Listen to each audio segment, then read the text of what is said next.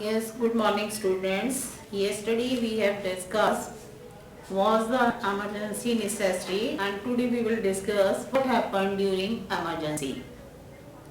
ये emergency के दौरान जो है क्या हुआ? It is sad that government misused its emergency power in the name of maintaining law and order. Mainly ये कहा गया कि गवर्नमेंट जो है उसने अपनी पावर का मिसयूज किया जिसके लिए कि अपने ये दिखाने के लिए कि हम लॉ एंड ऑर्डर मेंटेन कर लें, इसलिए मिसयूज गवर्नमेंट ने अपनी पावर्स का किया.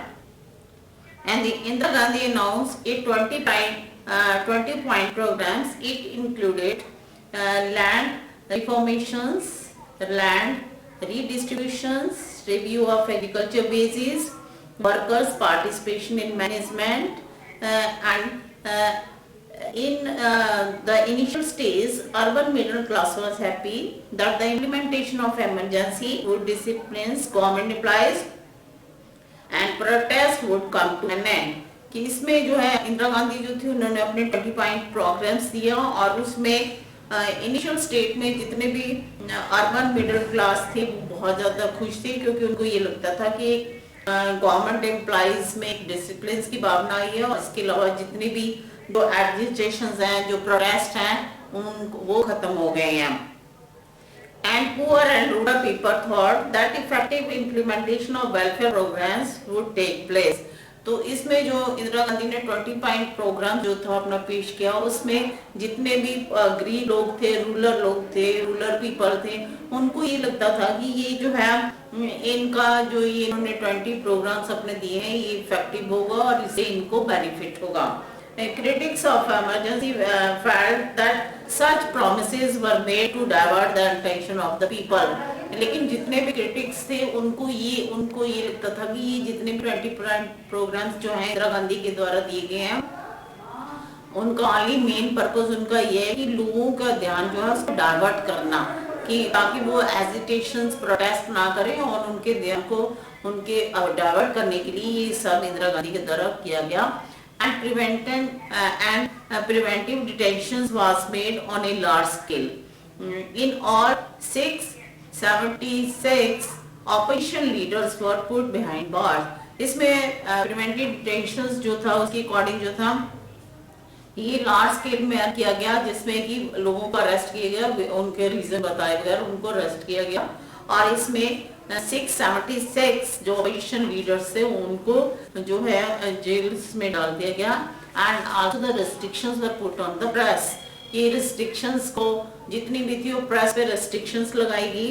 And Shah commission report that general manager of the Delhi power supply corporation received verbal order from the office of the lieutenant governor to cut electricity to all newspaper at 2 AM on 6 June 1975.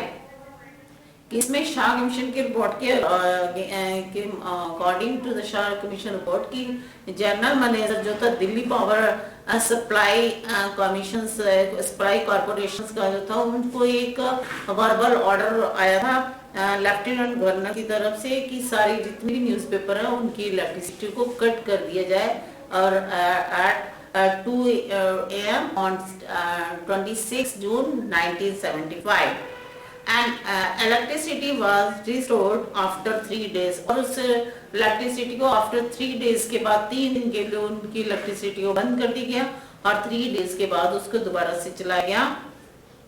And Sanjay Gandhi, the Prime Minister, younger son, controlled the functioning of the government. And जो संजय गांधी जो prime minister Indira Gandhi के बेटे थे वो किसी भी post में नहीं थे लेकिन सारा जो था जितने भी गवर्नमेंट फंक्शन थे उनके द्वारा जो है वो कंट्रोल किए जा रहे थे.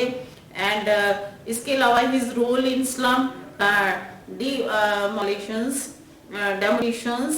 and forced sterilizations in Delhi was quite controversial.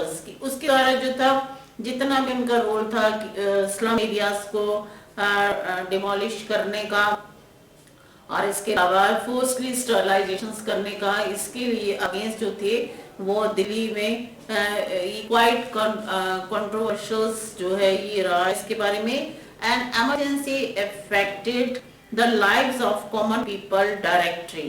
इससे इमरजेंसीज में मोस्टली जो कॉमन पीपल्स है उनको डायरेक्टली इफेक्ट किया एंड टॉर्चर्स किया and over emphasis on the populations control to the compulsory sterilizations mainly जो था इसका एक ही था, एक तो कस्टडी में लोगों की डेथ जो बहुत सारी हुई और उसके दवा जो है कंपल्सरी स्टरलाइजेशन किया गया ताकि उसको पॉपुलेशन को कंट्रोल करने के लिए ये सब जो काम थे इसकी वजह से जो था ये एक मेनली जो था इमरजेंसी के दौरान मेन जो था कंट्रोवर्शियल रहा। Thank you.